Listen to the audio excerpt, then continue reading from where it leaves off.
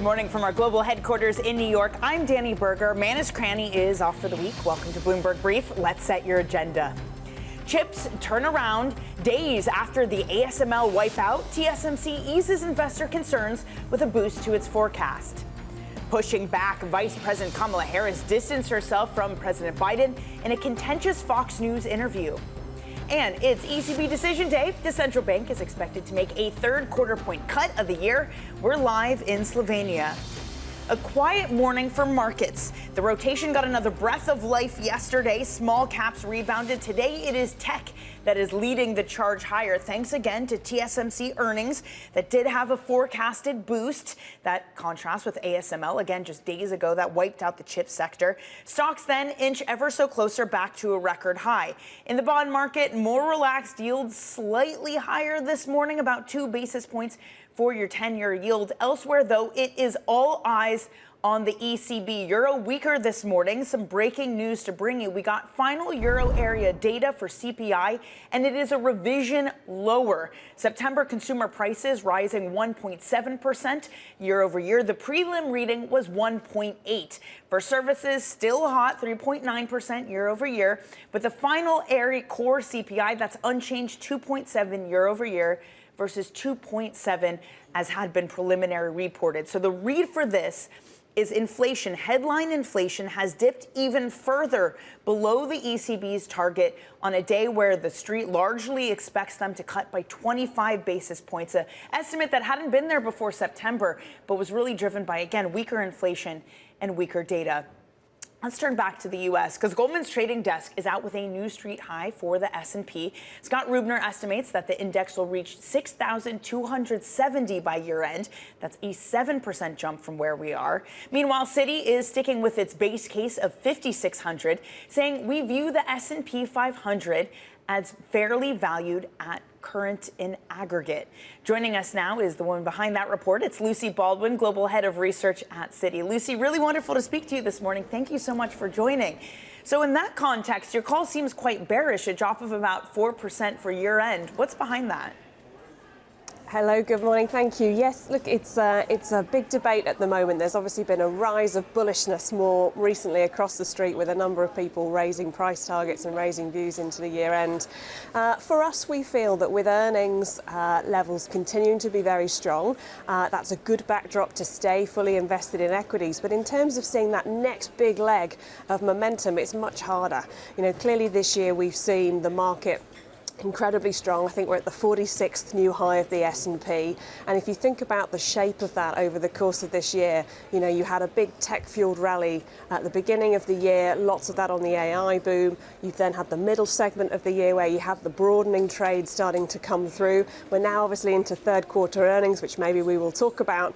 But for us, as we look into the end of the year, with the S&P valued at sort of 23 times earnings, it looks from a valuation perspective as though there's not a huge runway ahead for the market from that perspective, but earnings growth does remain solid. So really for us to see the next leg of 5 to 10% upside from here into next year, which is more of our bull case scenarios, you really have to be convinced that the soft landing, the Goldilocks scenario continues to unravel from this point, and that you manage to see that fine line being running through, really, essentially, where you've got the cuts coming through from the Fed, but you've still got the positive earnings growth, no major deterioration in the labour market. That's what we feel you need to do, really, to support the market that next leg higher into next year from these levels. So in other words, Lucy, everything needs to go right to continue from what's happening here. But we're entering this period where the data is going to be really confusing. You're going to have all these impacts from hurricanes and strikes, things like that. So in this sort of fog of data, where everyone seems to be, at least positioning-wise, pretty bulled up, does there need to be some sort of catalyst to undo that? Or can multiple expansion continue just with confusing pieces of data that we wave away? Yeah, it's a good point because we are going to have a lot of confusing data in the next few weeks and possibly months. I think when you talk about that valuation component, it is worth bearing in mind that at least this year, broadly speaking, half of what we've seen has been driven by earnings and about half has been driven by that valuation, that multiple expansion. That's in contrast to last year where it was much more weighted towards multiple expansion. So in that sense, it feels quite a healthy backdrop, and obviously the big mega caps in the sector continuing to have very solid fundamentals in terms of strong earnings and in several cases upgrades. So I think the fundamentals do look good, but in terms of what are the catalysts that can unlock it, it is to us all about that earnings momentum. We're obviously right in the middle of the third quarter results. There's a number of things that we're going to be looking for as we go through the next few weeks, and really it's that kind of data coming through from the companies that I think is going to be needed to continue to power the market higher from here. In terms of multiple expansion from these very elevated levels, and as I say, we're talking about the 95th percentile versus history for the for the S&P as a whole. If you look at that 23 times earnings multiple, it's also true if you look at it on an equal cap weighted basis, stripping out the Mag 7, it is still very fully valued versus history. It's definitely not something that you would use as a trigger to sell, but I do think to go much higher from here, you've really got to see quite a lot happening from a rate cut perspective, and obviously that is that very fine line to tread. So clearly all eyes on this third quarter set of numbers for us from here. Lucy, what do you make of an S&P that's notched 46 records so far this year and is on track maybe to do it again today? You have this risk-on rally, but then the asset that people run to, the oh no, something might be going wrong asset of gold, is also at a record high. How do you make sense of the two of that happening at the same time? Well, it is a fascinating backdrop, and I do think, from an asset allocation perspective, we like gold, we like commodities, we think precious metals is a great place to be, not just as a hedge, but we do think fundamentally there is some upside there in gold for a whole host of reasons, and there's a number of buyers for that asset.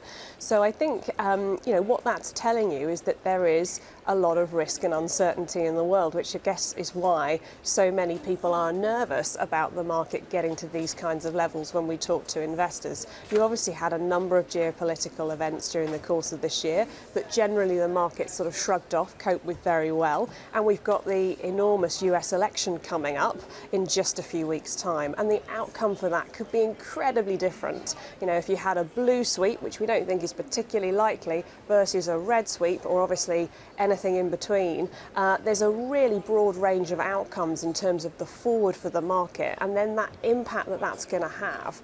The election outcome clearly going to determine policy, and that will then trickle down to the corporate strategies that we're going to see coming through over the course of the next few years. And I think that's what something like that gold price is telling you, is that uncertainty remains very high. Elsewhere, Lucy, though, you write that investors have not really been positioning for the potential outcomes, given it's a tight race. Given that it is a tight race, does it make sense to not yet position for either candidate, as you point out, which could have different races, also depending what happens in Congress? Well, I think, there are aspects where you can see in the market there is some positioning, which is obviously a fairly optimistic outcome. To your point, the fact that the market is making all-time highs again suggests that the market is starting to factor in an outcome that is a sort of bullish equity market scenario, at least in part. And I think, there are different scenarios which would be better for equities versus others. If we had a complete red wave, for example, if Trump won the presidency, the House and the Senate, then the ability for him to put forward certain policies is obviously significantly higher, and therefore markets are already expecting to see that translate into much higher deficits, into higher inflation, and ultimately into higher longer term rates. Those things are going to have implications for asset allocation decisions as we look forward. So I think all of those things are important to start factoring in now. It's also another reason why, we would say diversification is a really critical strategy. There's a lot of attractive attributes still within various fixed income markets around the world. And many people will be arguing that with fixed income at the moment, through the creation of private credit, as well as, of course, IG and high yield, you can have a fixed income portfolio listed and private that can yield you high single-digit returns as well, without necessarily taking equity-like risk. So I think that diversification is an important thing to factor in as people are constructing their portfolios, not just ahead of the election, but into next year. Lucy, this was so excellent. Please come join us again. That is Lucy Baldwin of Citi. Okay, let's get you some other top stories that are trending on the terminal this morning. The Biden administration has announced this morning that it will cancel another $4.5 billion of student debt for around 60,000 workers. That brings the total of public servants who have received relief to more than 1 million. More than $73 billion in loans have been forgiven through the 2007 initiative under President Biden. Top management from Couche-Tard went to Tokyo to meet with representatives from Seven & I, but the Japanese retailer gave them the cold shoulder. Still, the Canadian company wants to buy the entirety of Seven & I. Couche-Tard's chairman said that he was confident that they could clear any antitrust concerns if a deal could be reached. Their latest offer was for $48 billion last month. And layoffs at Meta. The tech giant has been eliminating certain roles as it reorganizes teams, including moving them to different jobs or locations. That according to a statement from the company. Departments affected include WhatsApp, Instagram, and Reality Labs. That came from reporting from The Verve. Coming up, chip stocks up this morning after a rosy forecast from TSMC. We're going to have more on that next. And later in the hour, inflation, final inflation for the euro area comes in below what the prelim was, 1.7%. Is that putting the ECB on track for its third cut? We're going to discuss the path forward with Ludovic Subran of Allianz. This is Bloomberg.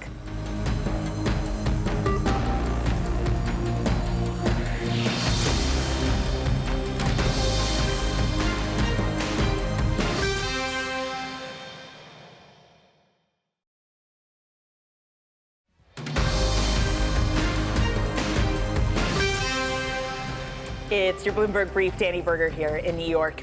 Chip stocks are getting a boost in the pre-market trade. TSMC says that it expects sales to climb about 30% in U.S. dollar terms this year. That's up from the chip maker's prior forecast. Let's get to Bloomberg's Tom McKenzie there, who's been tracking this story. Tom, I mean, it's quite a turnaround in sentiment from just days ago what ASML told us. What are we hearing from TSMC?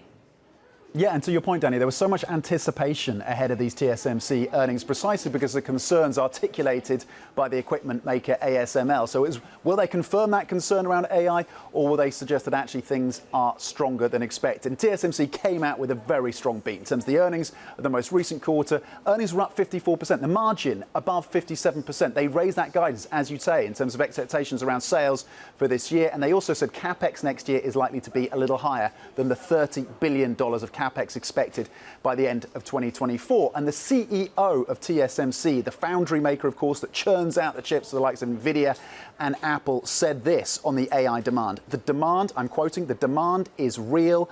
I believe it is just the beginning. In the context of the tens of billions being spent by the hyperscalers, that is quite the positive sentiment in terms of that AI demand coming through from the CEO of TSMC.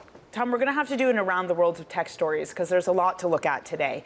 This one caught my eye. Bloomberg reporting Apple secretly worked with China's BYD on long-range EV battery, a thing we know Apple eventually gave up with cars. But what does this tell us, not just about the relationship between the two, but U.S.-China relationships, Tom? It's fascinating, isn't it? Because in terms of the combustion engine car market, China never really managed to compete properly with its US and European counterparts. When it comes to electric vehicles, a reminder from this reporting that the relationship has reversed. Since 2017, Apple working secretly then with BYD on this battery, spending about $1 billion a year, by the way, on the overall Apple car plan, working with BYD to develop this battery that is now, that work now underpinning the battery technology of that Chinese company that at some points has overtaken Tesla as the biggest maker of electric vehicles globally. It's certainly the largest in the Chinese market. So it talks about the two coming together, engineers from Apple, engineers and manufacturing experts from BYD to build out this technology all the way back in 2017. And again, this is technology now being used by BYD as they push out that global expansion. Tom, just to round things out, this FT headline that Uber had explored a possible bid for Expedia. Why would a car share app be looking at a travel bookings platform?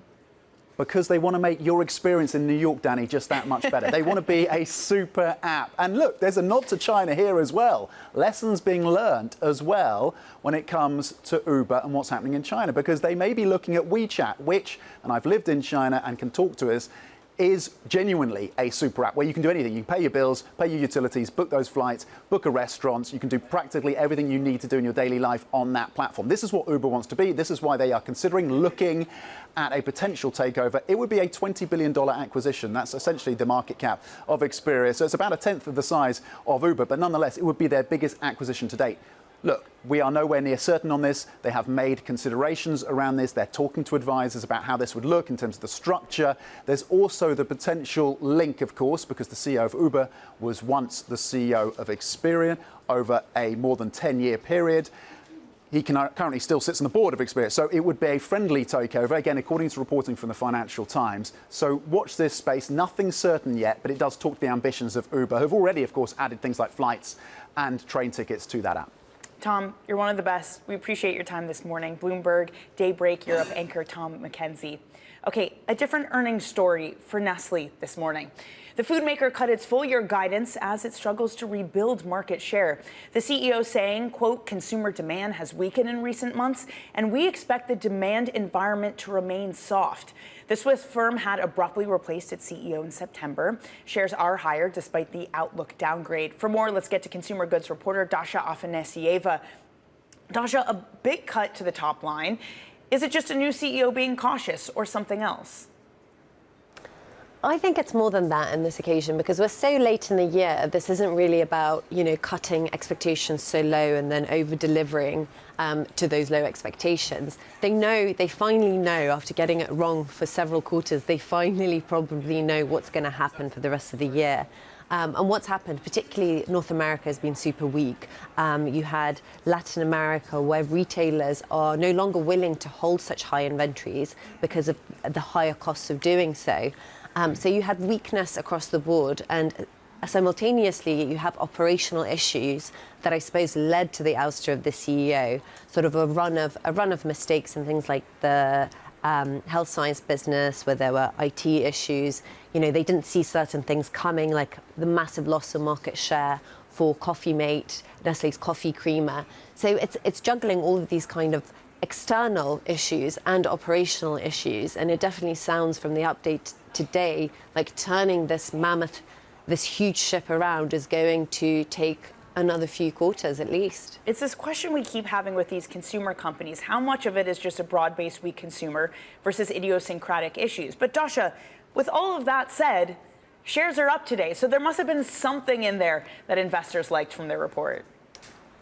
I got to say that threw me too. I think it's on the call, the only explanation I have, or the explanation I'm going with, is that on the call with analysts, the biggest question was, well, what are you doing to your mid-term guidance? The medium-term guidance for 25 and onwards was previously mid-single-digit growth and underlying operating margin of at least 17.5%.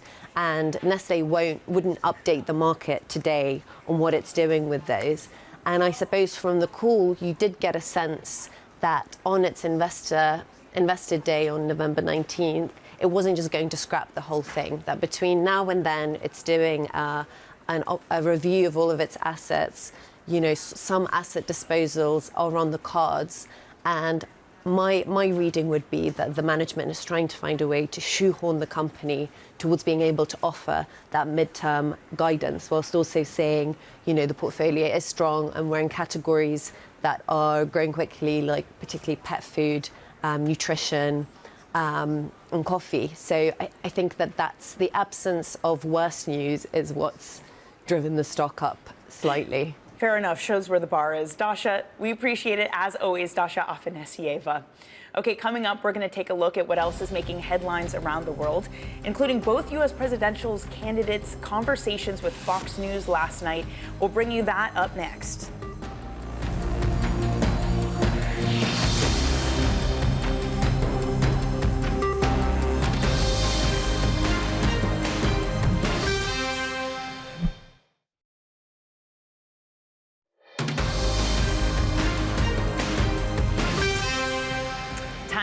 for front page news, a look at what's making headlines around the world. First up, the Wall Street Journal leading with this, that Harris and Trump have been courting the Fox News audience. Sharply different strategies. The former president tried to improve his standing with women in a town hall hosted by the network that had an all-female attendance. Meanwhile, VP Harris took part in a fiery interview, directing her pitch towards Republicans and independents who might be frustrated with Biden's handling of the economy. Here's some of that interview. Let me be very clear. My presidency will not be a continuation of Joe Biden's presidency. And like every new president that comes in to office, I will bring my life experiences, my professional experiences, and fresh and new ideas. Next up, Washington Post that the U.S. strikes Houthi weapon sites in Yemen, deploying B-2 bombers. Defense Secretary Lord Austin said that the U.S. intended to send a message. The Iran-backed group have caused nearly a year of disruption to commercial shipping in the Red Sea. Finally, this caught our eye on the FT. Meta has fired staff for abusing $25 meal credits. Separate to the earlier layoff story that I mentioned, the company fired about 24 staff in LA for using meal credits to buy household items, things like acne patches. Those who were fired were deemed to have abused the system over a long period of time, according to the FT. Okay, coming up, we're going to count down to the ECB.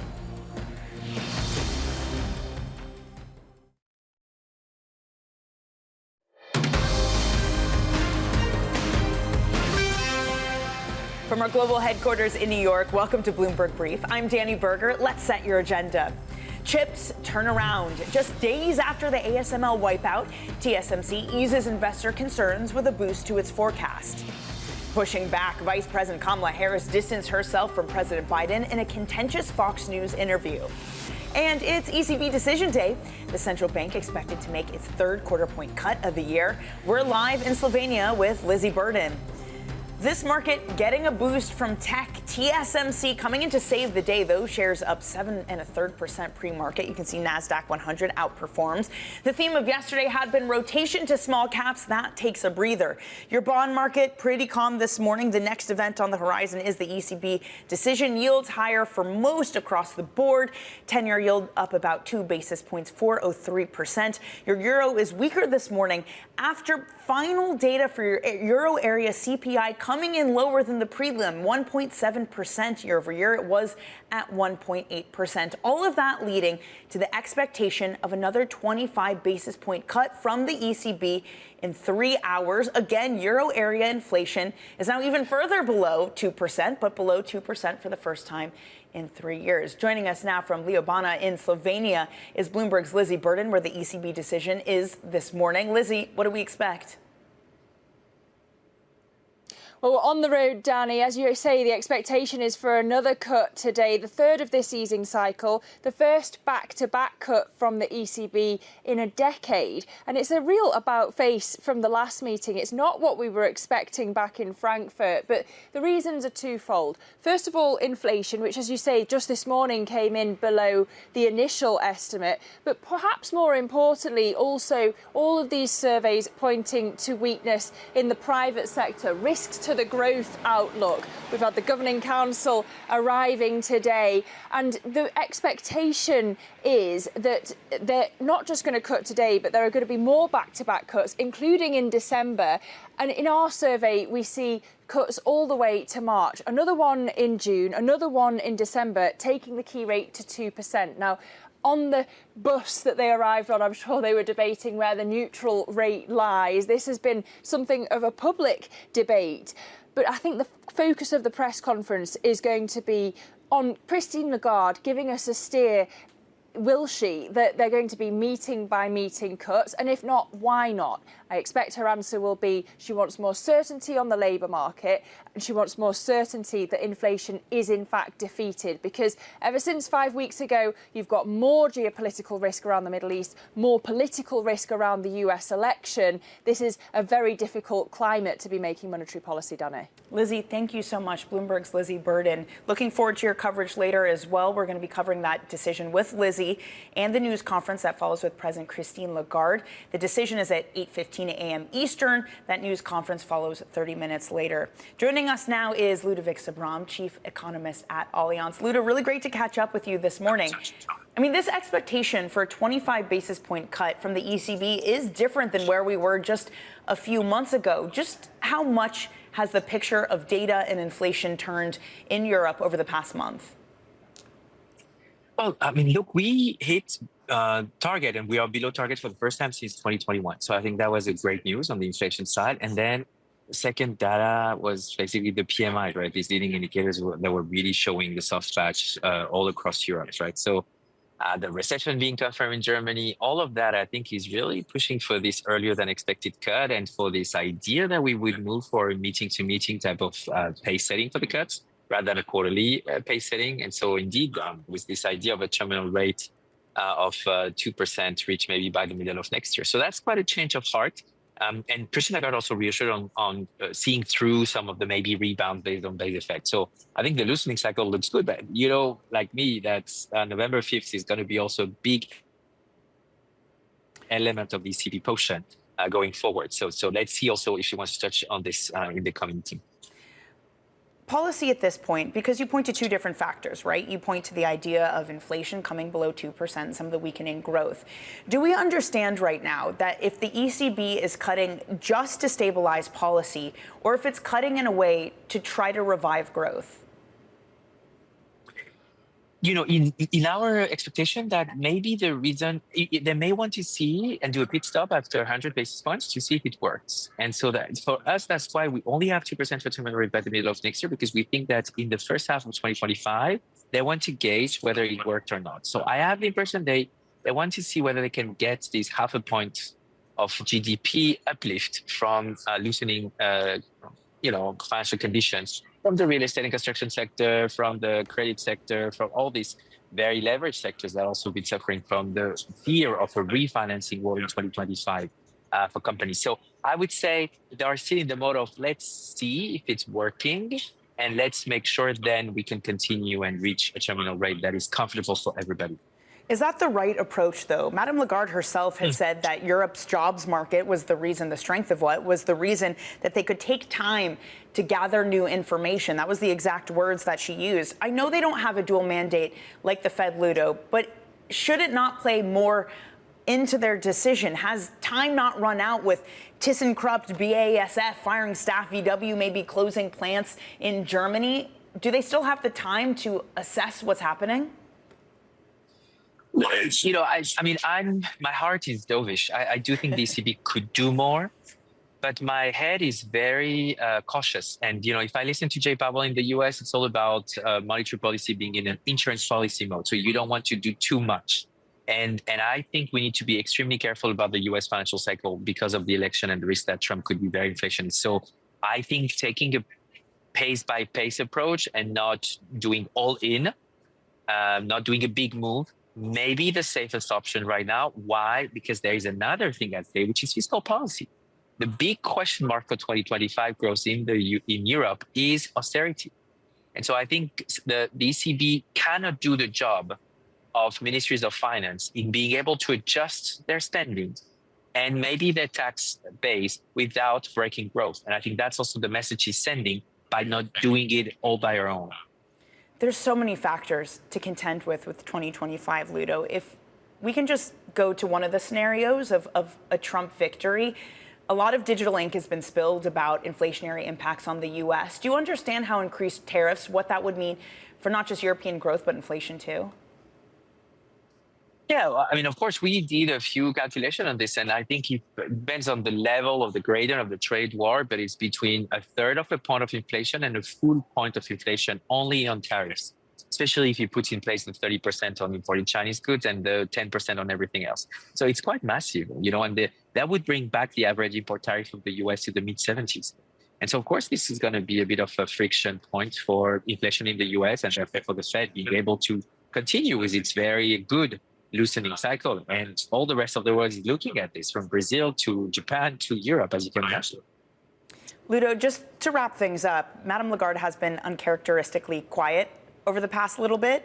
What would you want to hear from her remarks today? I'm obsessed with QT. I think something that people don't look at so much is this offloading because of not reinvesting of approximately 3 points of GDP per year from the ECB. And as you can imagine, because of my own country, France, suffering from a risk premium of 20 basis points because of the instability after the election, I'm getting concerned about supply and demand of sovereign bonds in Europe, and especially for those that are not totally safe haven like the Bund, but are not yet Italy, triple B type. So the Spanish and the Portuguese and maybe the French. I want to understand a bit the tempo there, because that has huge consequences on how much the private sector wants to absorb that and the conditions under which we're going to do our consolidation, which, in France is massive. We're talking almost 3 points of GDP over the next 2 to 3 years. Yeah.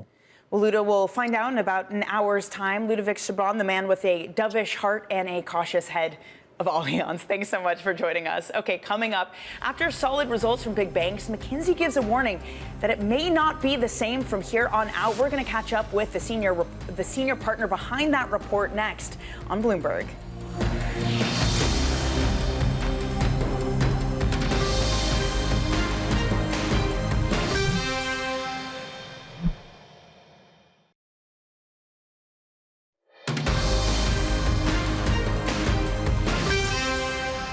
You're watching Bloomberg Brief with Danny Berger in New York. So the big bank earnings have come to a close, but McKinsey is warning that the best could be over, writing the past 2 years have been the best for the banking sector since the global financial crisis of 2007 to 2009, with healthy profitability, capital, and liquidity.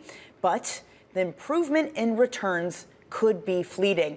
Joining us now for more on the Forbes Global Banking Annual Review, which they just published this morning, is Pradip Patiath, Senior Partner at McKinsey. Pradip, thanks so much for joining us. Look, this is kind of a bleak picture, especially compared to the good set of results we just got from the big banks. What accounts for the possible turn in fortune? Yeah, good morning, Danny. Yes, indeed. I think it's unquestionable that banks have had a wonderful run over the last few years. I'd perhaps say two things. Number one, I think let's not forget that banking today globally makes up nearly a quarter of the net income across all publicly traded companies. So it's an extraordinarily important sector for nearly every economy in the world.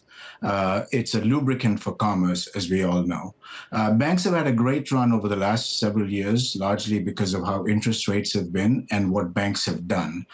As we sit here today, though, which is your question, there are some forces at work that do not necessarily favor banks, structurally speaking. They include the interest rate environment. They include the increased spending on tech, AI, data, and things like that.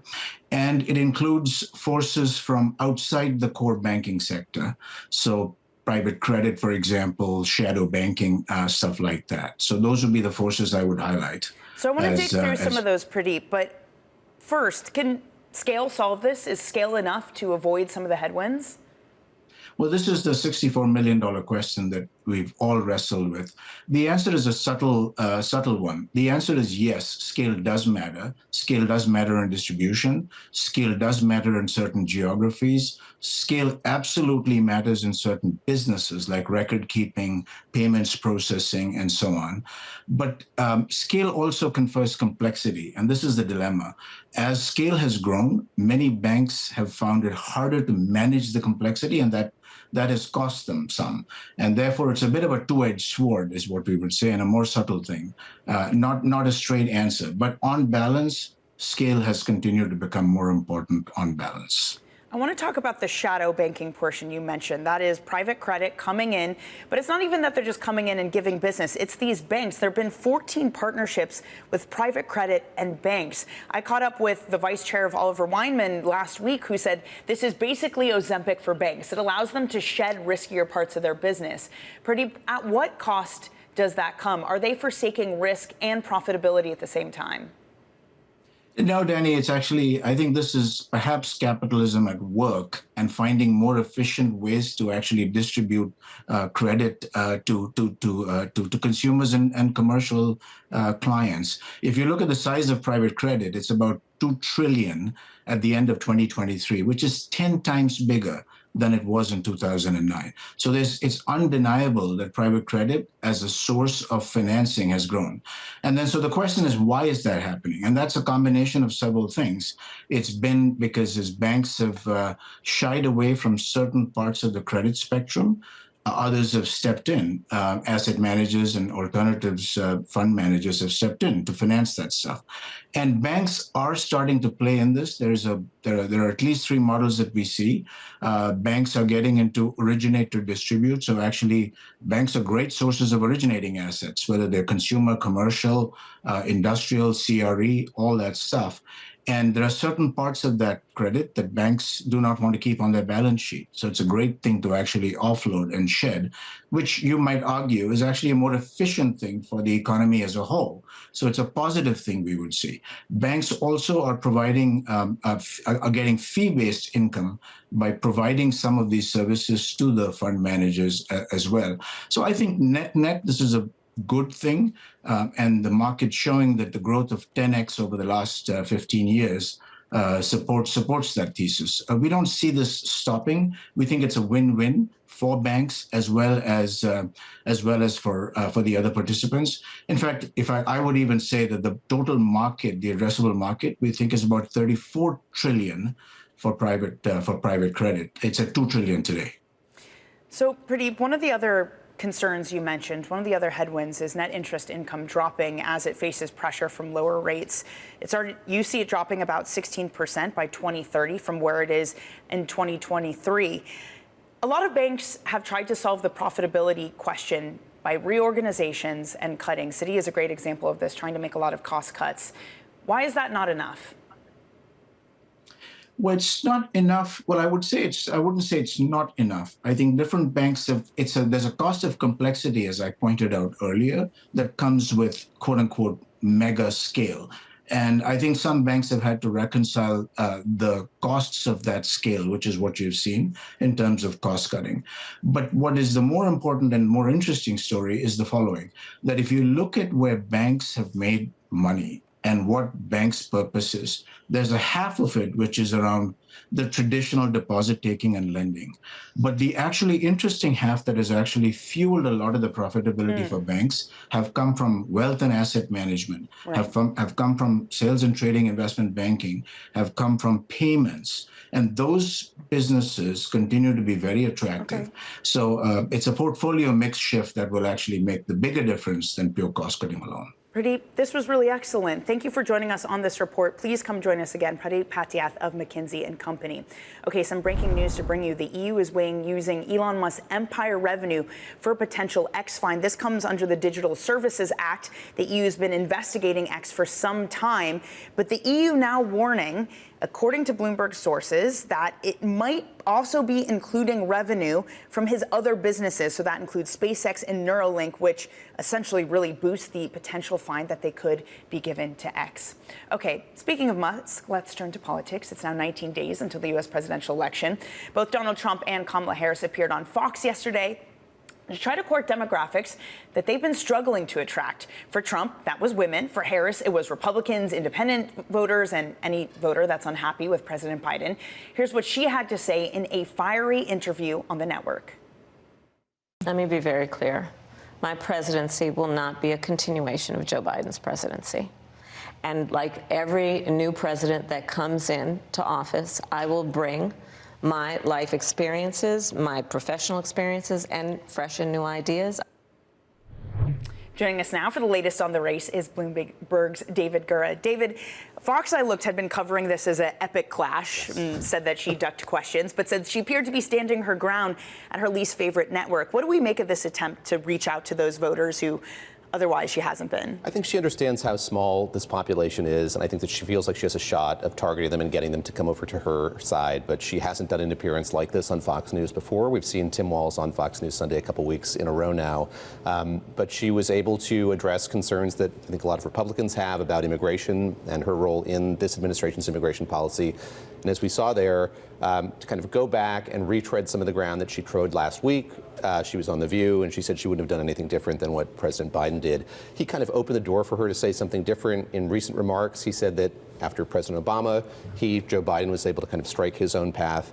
I think that gave her the latitude here to say that she would kind of break with some of the things that he's done. She didn't give a lot of specifics, but sort of see the presidency in a new way and kind of represent a generational change if she's elected as president. Both of these candidates are doing interviews that I think if we had raised the prospect to them a month ago, we'd think would be unlikely, whether it be Harris with Fox or whether it be Trump with Bloomberg's own John Micklethwait. What does that tell us just about how tight this race is? It's incredibly tight in just a handful of geographies. But let's take both of those in kind. That interview yesterday with Kamala Harris was taped in Pennsylvania. As we've heard from her, as we heard from former President Trump when he was on stage with John Micklethwait, Pennsylvania is so key to this election. They both recognize that. They're spending a lot of time there. I'll point out that former President Trump was at Univision Miami yesterday doing a town hall kind of centering on the issue of immigration, some other issues as well, but he trying to make what inroads he can with the Latino population in the country as well. So I think that they recognize the fact that it's going to be incredibly tight and that none of these voting blocks is one they can take for granted. They're trying to get whatever votes they're able to get on their side. Right, and what, just in general, not just the Univision, but the split screen of Trump's town hall for Fox as well, calling himself, I think, at one point the father of IVF, yes, trying to court women voters. But was that mostly his message of trying to get women? I mean, what exactly do we make of that town hall? That town hall was so fascinating because, again, he was face-to-face with immigrants who were in this country, many of whom were in the audience, and they asked him kind of point blank about what he said about Springfield, Ohio, what he would do with his deportation plan, which would be so extraordinary in sort of size and scope. You know, he, in that format, just as he did in the interview that he did with Bloomberg, kind of stuck to his talking points, didn't take the opportunity to kind of address those questions and complaints and comments directly. But you bring up women. I think that's such a key demographic here that both of these candidates are going after. So yes, he was doing that with Univision. Clearly, Kamala Harris's campaign thinks that this is going to be the demographic they need to win over and hope that they can win over. And I think in that interview yesterday, the issue of abortion rights didn't come up, but it's something that she's really focusing a lot of her attention on and kind of hitting a lot while she's on the campaign trail. David, thank you so much for getting up early and for joining us. That is Bloomberg's David Gura. And follow David's coverage of the race and other Bloomberg stories on his Big Take Daily podcast. And for the latest coverage on the U.S. election, Let Go on your terminal is where you want to head. Okay, coming up, we're going to set you up for your trading day. We got some key U.S. data and an ECB decision in less than 3 hours' time. We'll bring that to you next. Stay with us.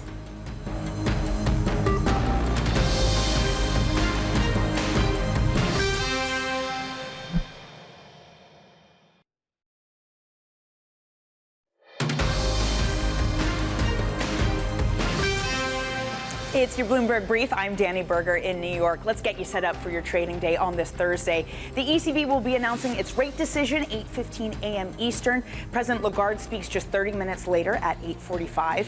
Then it's U.S. retail sales and jobless claims data. Both of those hit at 8:30 a.m. Plus, Netflix will be reporting its earnings after the close. Speaking of earnings, let's look at some stocks on the move pre-market. TSMC, that's leading chips as a whole higher. It raised its 2024 revenue outlook. Those shares up more than 7%.